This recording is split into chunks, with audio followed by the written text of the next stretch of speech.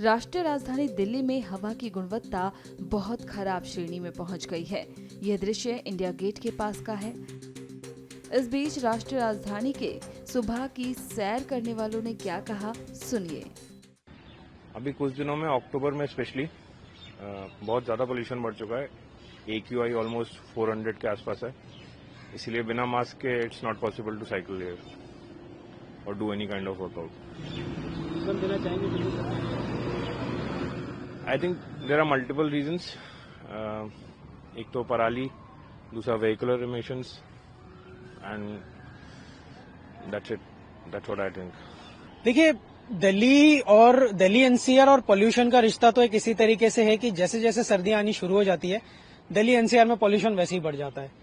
बरसात के टाइम पे पोल्यूशन थोड़ा हद तक कम हो जाता है बिकॉज कांस्टेंट बारिश होती रहती है, तो धूल मिट्टी को अपने बूंदों के साथ सोख लेती है। बट जैसे ही विंटर आना शुरू होता है, दिल्ली अपना असली रूप यहाँ पे दिखा देता है।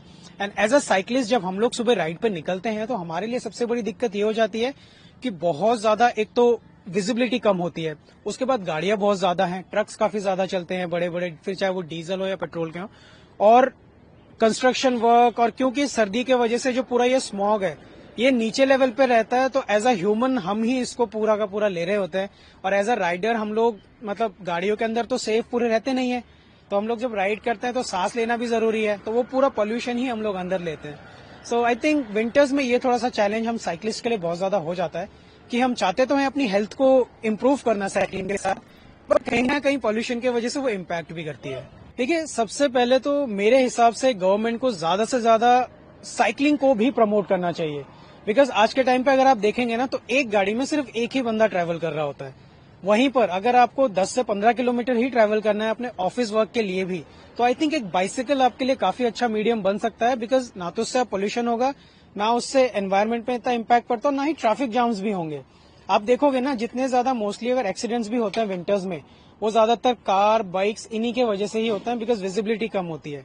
तो गवर्नमेंट अगर ये थोड़ा सा स्टेप ले सके कि इलेक्ट्रिक बाइसिकल्स या फिर शायद इलेक्ट्रिक कार्स हो या इलेक्ट्रिक मोटर बाइक्स हो, या मे बी ओवरऑल बाइसिकल को अगर ज्यादा प्रमोट किया जाए इंस्टेड ऑफ पेट्रोल या डीजल व्हीकल्स को, तो काफी हद तक पोल्यूशन को कंट्रोल में लाया जा सकता है in this winter season.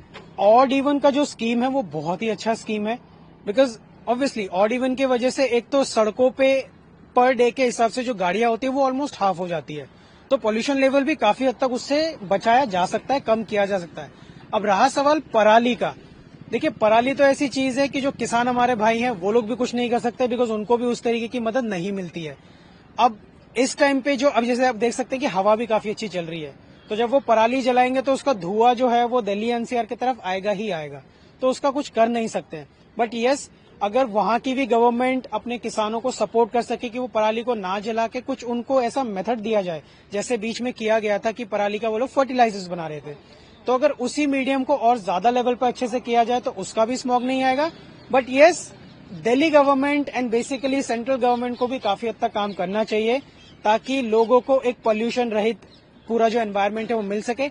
Example के लिए मेरे पीछे राष्ट्रपति भवन है, और आप यहाँ से खड़े होकर उसको देख भी नहीं सकते हो। जस्ट इमेजिन कि राष्ट्रपति भवन की अगर ये हालत है, जहाँ पे इतने सारे पेड़ पौधे हैं और यहाँ पे रोड भी इतने खुले और गाड़ियां नहीं ज्यादा चलती है, तो पूरे दिल्ली NCR का क्या हाल होगा, जहाँ पे सबसे ज्यादा गाड़ियां चलती है और जहाँ पे ऐसा सिक्योरिटी या फिर इतनी ग्रीनरी भी नहीं है। Just imagine.